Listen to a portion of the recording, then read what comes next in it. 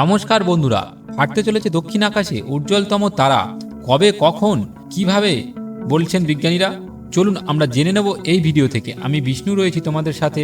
চলুন আর দেরি না করে আমরা মূল টপিকে চলে যাই। রাতের আকাশে তারার অভাব নেই, তবে এ তারাটিকে চট করে চেনারও উপায় রয়েছে।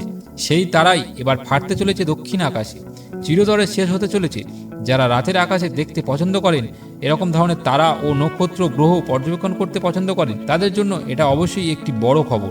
এমনকি সাধারণ মানুষ যারা মহাজাগতিক বিস্ময়ের সাক্ষী হতে চান, তারাও বিশেষ কোনো ঘটনা দেখার জন্য আকাশের দিকে চেয়ে থাকেন। সূর্যের চেয়ে অনেক বড় নক্ষত্র ছড়িয়ে রয়েছে মহাশূন্যে। এটা কারাইনি তেমনই একটি তারা, যা দক্ষিণ আকাশে দেখা পাওয়া যায় এবং তাদের মধ্যে অন্যতম উজ্জ্বল নক্ষত্র। সূর্যের চেয়ে 100 গুণ বড় এই নক্ষত্রটিতে 170 বছর আগে একটি অস্বাভাবিক বিস্ফোরণ হয়েছিল।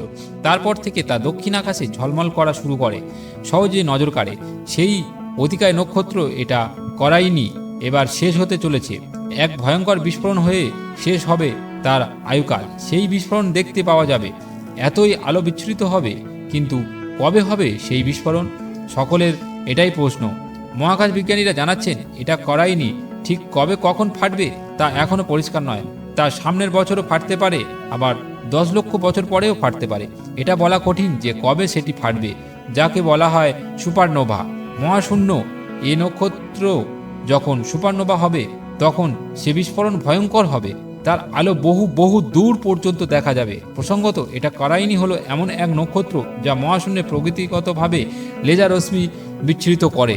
তো বন্ধুরা, এই ছিল একটি ছোট্ট তথ্যমূলক ভিডিও। যদি ভিডিওটি তোমাদের ভালো লেগে থাকে তো অবশ্যই ভিডিওতে একটি কমেন্ট করবেন, লাইক করবেন এবং শেয়ার করে অন্যদেরকে জানার সুযোগ করে দেবেন। এবং সেই সঙ্গে আমাদের চ্যানেলটিকে সাবস্ক্রাইব করে বেল আইকনটি প্রেস করে আমাদের সাথে জুড়ে থাকবেন এরকম ধরনের ভিডিও এলে সবার প্রথম দিন দেখার জন্য, পাওয়ার জন্য। এবং সবাই ভালো থাকবেন ও সুস্থ থাকবেন।